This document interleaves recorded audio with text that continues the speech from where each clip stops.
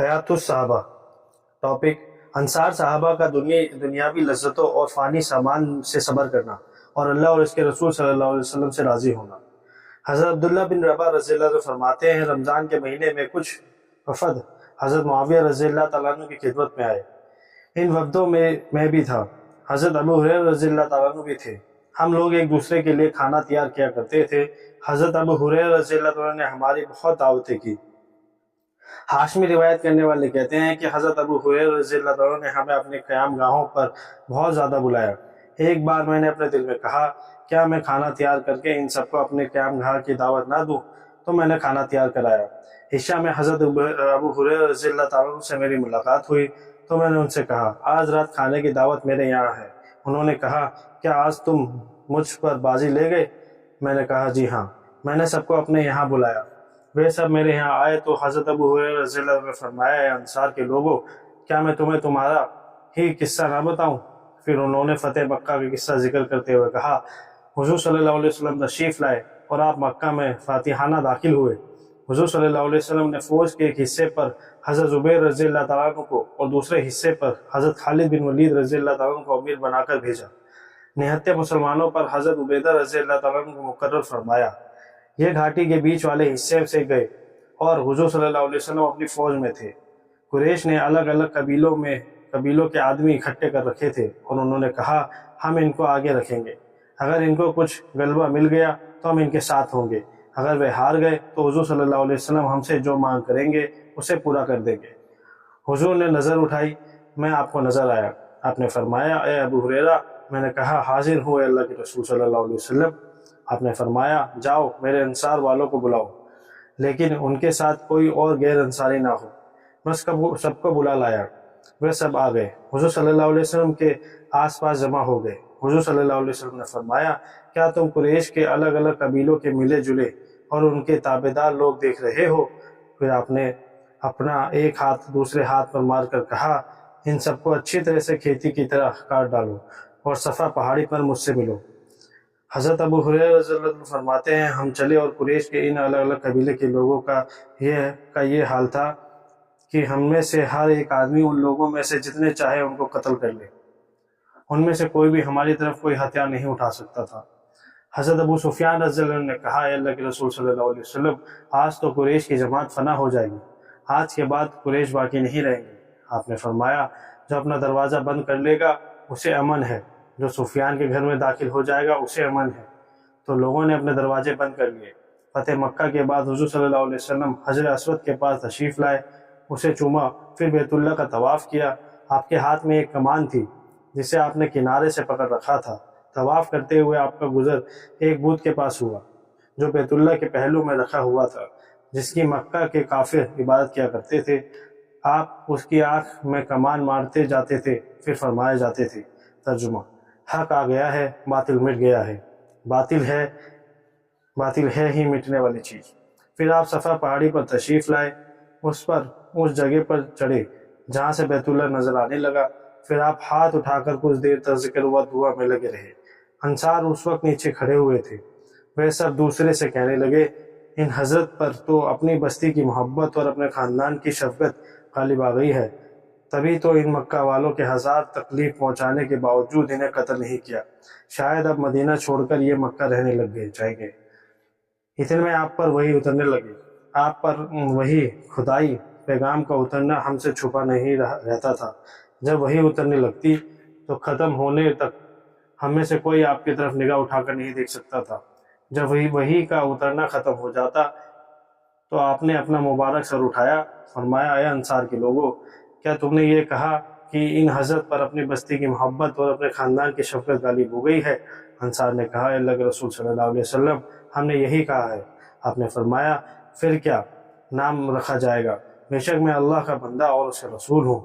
میں تو وہی کروں گا جو اللہ مجھ سے فرمائیں گے، اپنی مرضی سے میں کچھ نہیں کر سکتا۔ میں نے اللہ کی نسبت پر تمہاری طرف ہجرت کی، اب زندگی تمہارے ساتھ گزاروں گا، تمہاری یہاں ہی مروں گا۔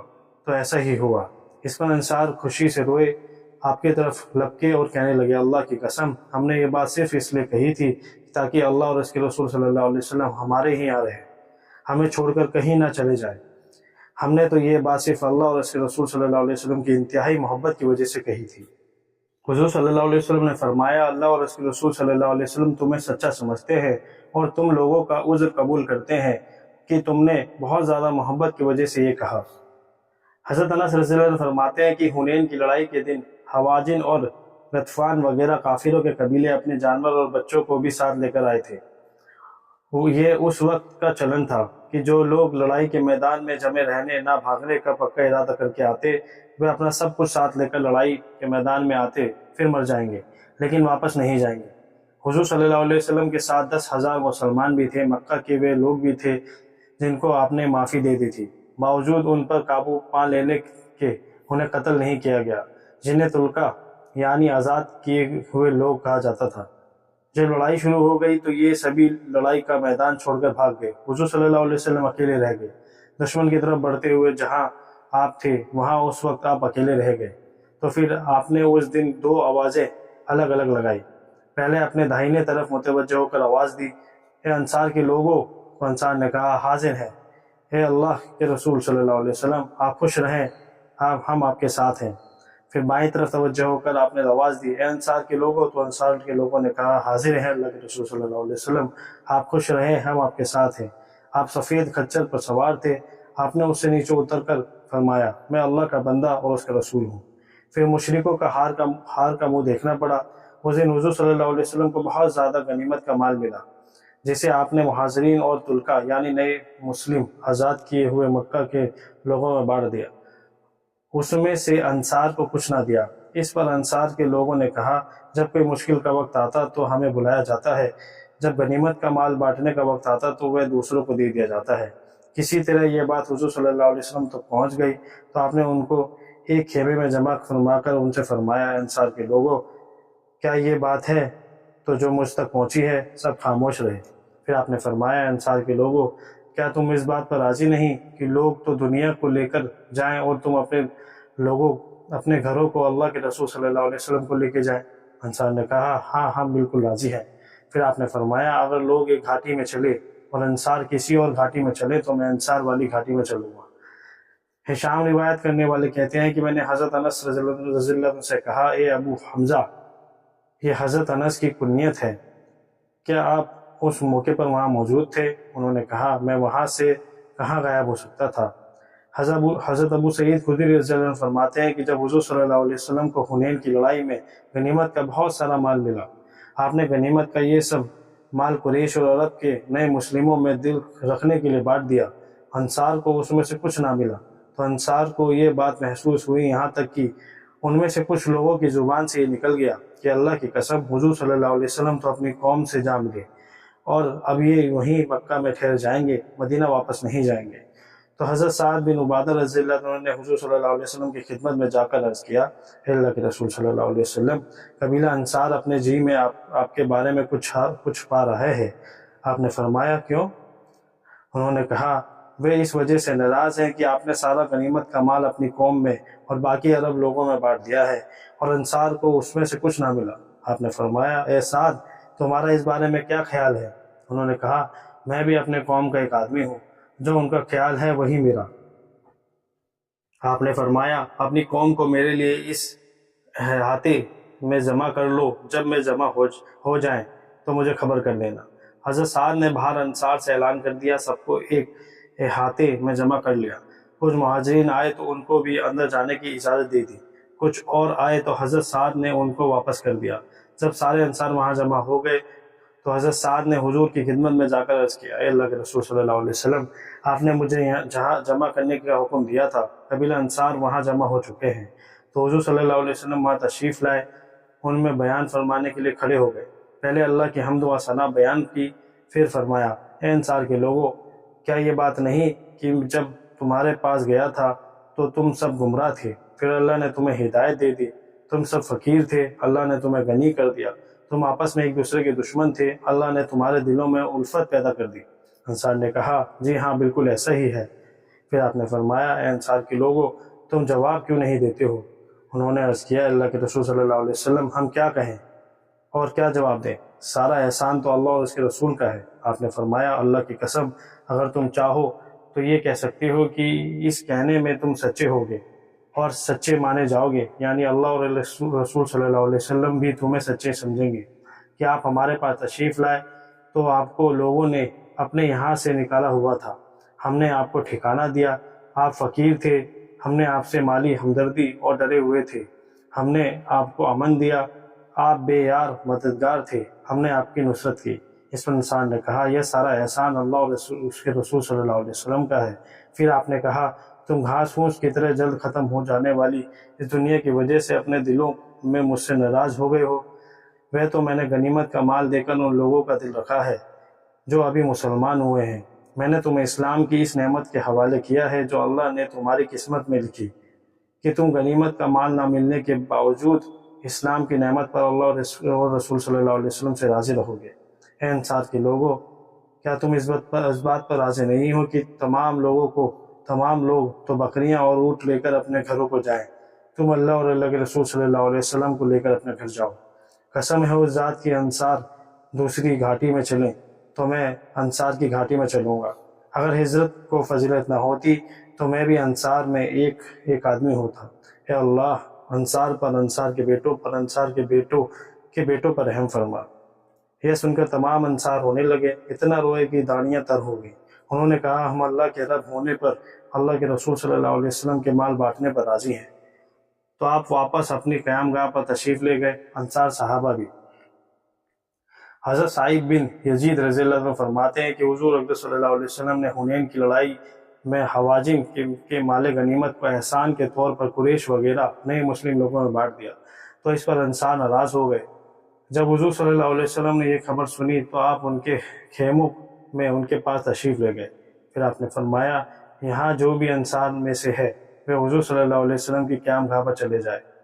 تو وہ سب وہاں چلے گئے تو حضور صلی اللہ علیہ وسلم ان کے پاس تشریف لائے، پہلے اللہ کی تعریف بیان کی، پھر فرمایا اے انصار کے لوگوں، میں نے یہ مال غنیمت تمہیں نہیں دیا بلکہ دل رکھنے کی وجہ سے کچھ نئے مسلم لوگوں کو دے دیا تاکہ وہ آگے جہاد میں میرے ساتھ شریک ہوئے، اللہ ان کے دلوں میں اسلام کو پورے طور سے داخل فرما دے۔ تم لوگوں نے اس بارے میں کچھ بات کہی ہے جو مجھ تک پہنچی ہے۔ پھر آپ نے فرمایا اے انصار کے لوگوں، کیا اللہ نے تم پر احسان نہیں کیا، تم کو ایمان کی نعمت عطا نہیں فرمائی، خاص عزت فرمائی اور تمہارا بہترین اور بہت خوبصورت نام رکھا، یعنی اللہ اور اس کے رسول صلی اللہ علیہ وسلم کے انصار اور مددگار۔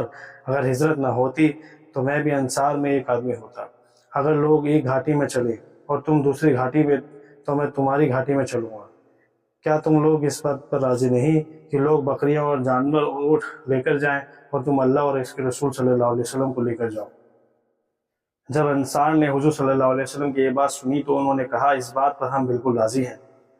آپ نے فرمایا میں نے جو کہا ہے اس کے جواب میں تم بھی کچھ کہو۔ انصار نے کہا اے اللہ کے رسول صلی اللہ علیہ وسلم، آپ نے ہمیں اندھیرے میں پایا، اللہ نے آپ کے ذریعے سے ہمیں روشنی کی طرف نکالا۔ آپ نے ہمیں آگ کے گڑھے کے کنارے پر پایا، اللہ نے آپ کے ذریعے ہمیں اس گڑھے میں سے نکالا۔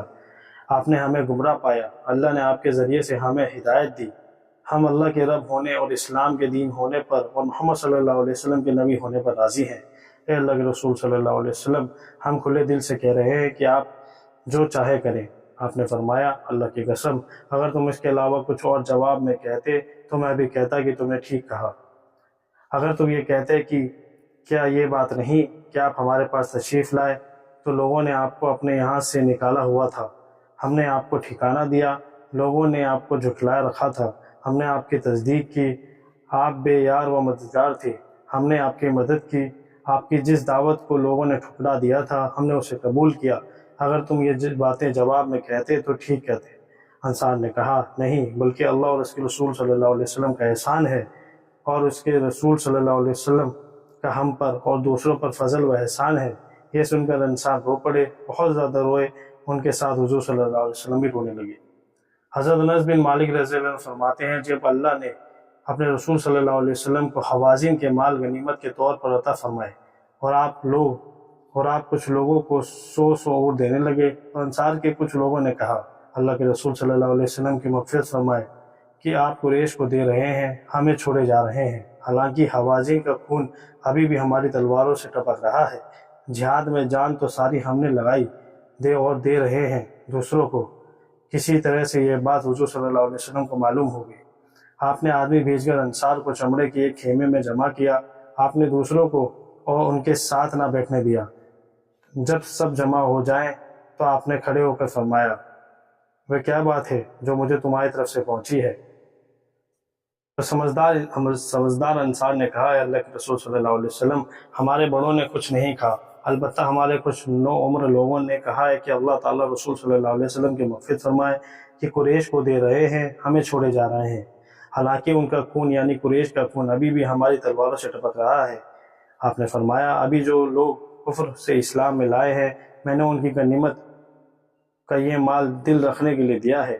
کیا تم اس بات پر راضی نہیں کہ لوگ مال لے کر جائیں اور تم نبی کریم صلی اللہ علیہ وسلم کو لے کر اپنے گھروں پہ جاؤ؟ اللہ کی قسم، تم نبی کی جس ذات اقصد کو لے کر اپنے گھروں کو واپس جا رہے ہو، وہ اس غنیمت کے مال سے 1000 درجہ بہتر ہے جسے لوگ لے کر جا رہے ہیں۔ انصار نے کہا، اے اللہ کے رسول صلی اللہ علیہ وسلم، ہم بالکل راضی ہیں۔ پھر آپ نے ان سے فرمایا، تم میرے بعد اس بات کو پاؤ گے کہ دوسروں کو تم پر سرداری اور دوسرے مالوں میں بہت زیادہ ترجیح دی جائے گی۔